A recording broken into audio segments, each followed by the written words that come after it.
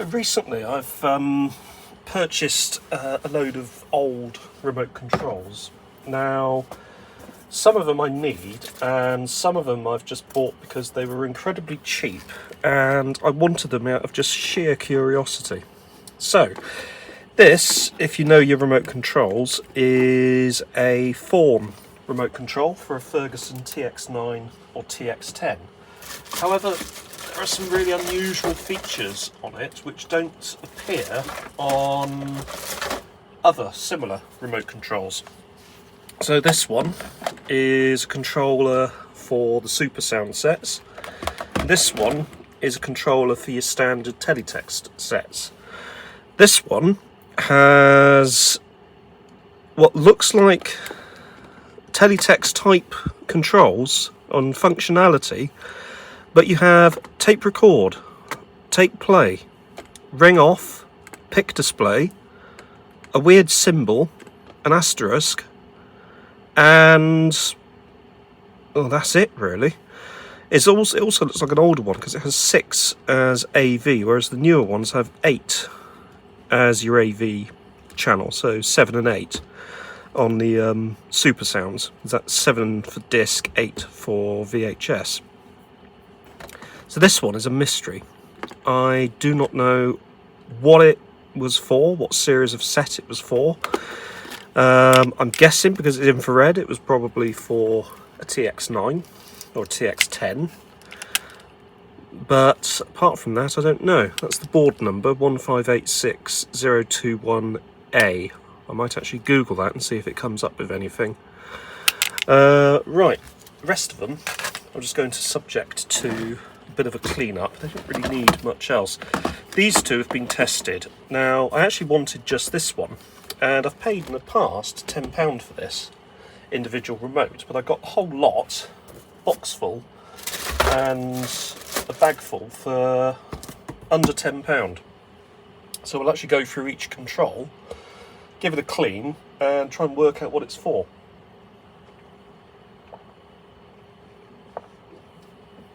Sorry, just having some coffee in the background. I'm not going to do anything too special as regards cleaning, just generally a bit of a wipe over with some polish to get rid of the worst of the finger juices and the various skin flakes that have gone onto these over the many years that they have been in existence. This one's actually in far better shape than the other one, and it's actually this one that I want to use. Now, it has come up really nicely. That's not bad at all. Now, both of these have been tested, and the red LED lights up whenever you press one of the buttons. That's usually a pretty good indication that the control itself is actually going to work. So we're already sort of onto something that will probably work straight out the box.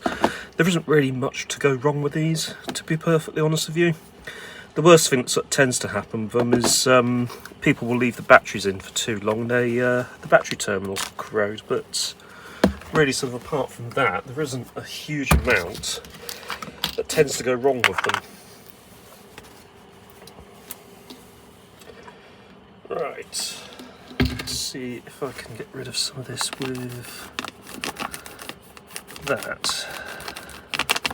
So this is just using a bit of alcohol to see if I can get rid of sort of weird ingrained dirt, which might actually just be wear on the plastic, to be honest, thinking about it. And looking at it, yeah, it's probably just wear on the plastic. You can see where it's sort of just worn away over the years. This one hasn't worn away anywhere near as much, which is interesting. So this one was probably on a set that was used far more aggressively than this one. So that's those two sorted out. They can go in my collection. Other ones of interest we have. Actually, this is interesting. We've actually got 2 of these. So these actually look identical. If you turn them over, they look very similar to one another. This one's teletext, this one isn't teletext. However, this one's ultrasonic, this one's infrared. Now, I think they came off or came from a rediffusion of some description. This one's probably a Mark IV. That one's probably an earlier version. I'm not 100% certain, but that would seem to make sense.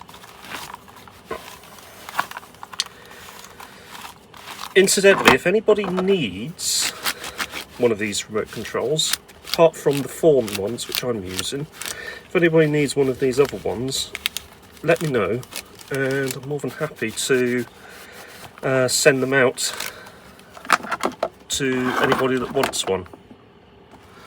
So that's those two. And I'll be honest, that's the only ones I really wanted to clean up in that bag. So I'll just put those away. I can use the Thorn one on my super sound. And the other ones which are of interest, we have this ITT.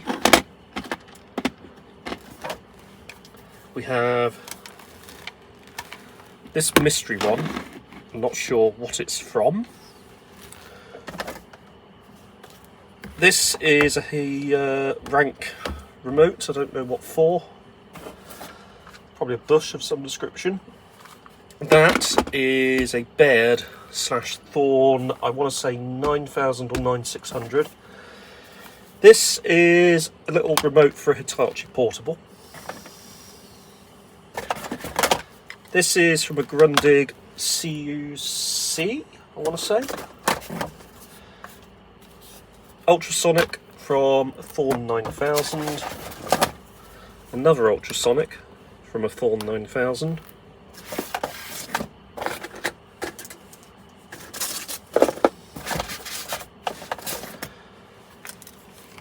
That is from a Ferguson 3V24 and will probably fit the relevant JVC deck.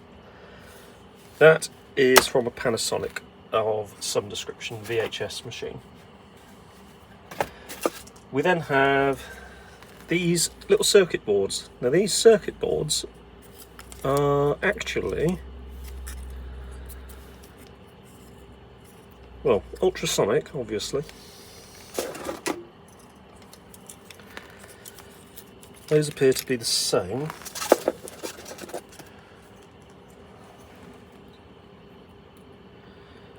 And yeah, these are all the same. So these ones are from the Thorn 2-button ultrasonic remotes. So whoever had this little collection of crap before me obviously had a load of dismantled Thorn 9000 series remotes. In fact, there's the buttons for them. Couple of what look like back panels for those Thorn remotes, which is quite useful.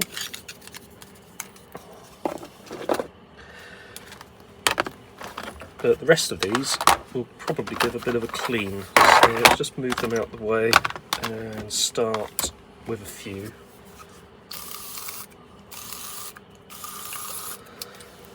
Not doing anything too drastic, to be honest, just giving them a bit of a clean, just to make them look a bit more presentable and not have 40 plus years of hand juice all over them. So that one doesn't actually look too bad.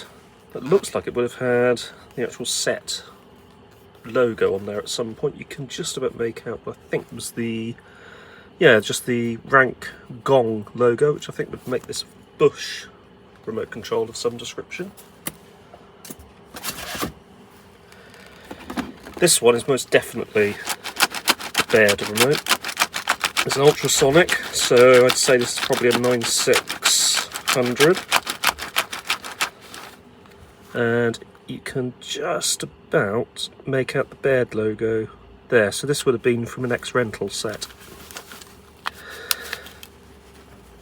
and or rental set slash, well, ex-rental. And that's another ultrasonic remote as well. Actually does a few more functions than the more basic ones. This one's from an ITT. Not sure of the model, but these do actually slot in to the set and actually make up the front panel of the set as well, so you can actually remove it. Ultrasonic remote. Uses 9-volt battery.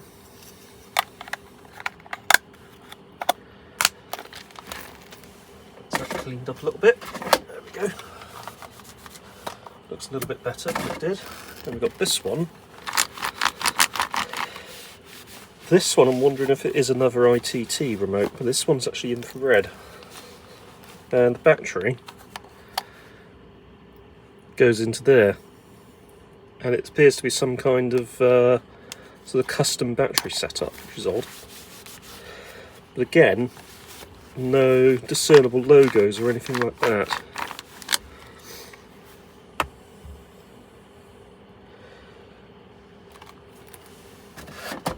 But I would hazard a guess that it's probably another ITT. These are the Thorn 9000, I want to say 9800, because my parents used to have one of those weird console type Thorn 9800 chassis things on rental, little 20-inch affair.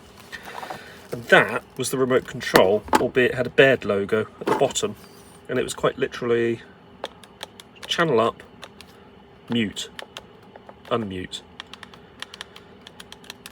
I've got to admit, I hated it at the time because we went from we went from a 26-inch super sound, which had, I'll just find it. Hiding away from this. We went from a super sound which had that kind of remote and teletext and all the toys to that. But it was at a time where my parents had to cut costs, and you know, we had a television and a video recorder, which was a lot more than a lot of people had. So that was just young me being probably a spoilt brat. I never actually said anything though, to be honest. I always found the remote control quite interesting, but it was sort of slightly disappointing when you compared it to some of the other things that we'd had in the past. However, it wasn't actually that bad a set. It was reliable. The picture quality, from what I can remember, was more than acceptable. And it had a matching 3V55, well, not actually matching, but it had a 3V55 equivalent, so I don't know, it's an 8955 if we're using the Thorn numbering, connected to it, which did everything that we needed. It was, you know, a television that sort of saw us all the way through to the end of the 80s. And then after that we had a, still on rental, we had a FST stereo Toshiba from, I think that was sort of dated from sort of late-ish 80s. And then we had probably one of my favourite sets that we actually had. I've never been able to find another, but we had basically a TX100 with a 26-inch A66 540X tube. And that was an amazing television set. It was just brilliant. I absolutely adored the bloody thing. But that made way for a Sony KV-2162, which was also another good set. But I always kind of miss the BAIRD branded TX100, to be honest, because it was just, yeah, it was a good looking set as well. It was one of the later ones with the speaker grills that had circles. So the sort of big circle at the bottom, smaller circle at the top. It's the same sort of case they used in their FST sets, but for this, I don't know if it was just a rental only thing, they actually fitted it with the older tube, but the older tube arguably was better than the 45AX that replaced it. That is a Grundig CUC remote of some description. It's also teletext. This takes some kind of weird battery that's actually still in there. I do not know if that actually still works. There it is. That is a Duracell size J. So let's see if there's any voltage left in it.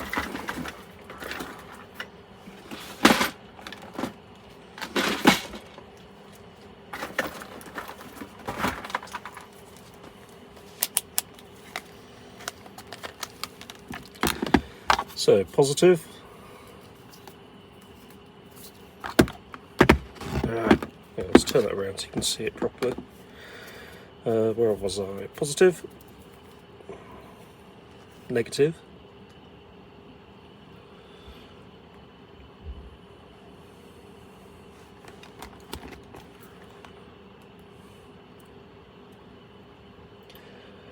Point 0.071 of a volt. Yeah, that's quite dead. However, it's not leaking, so that's something. That can stay in there until I work out what to do with it. Yeah, alkaline flat pack. I have never seen one of those before. That's new to me. So that is a size J. Very unusual. The final one is this.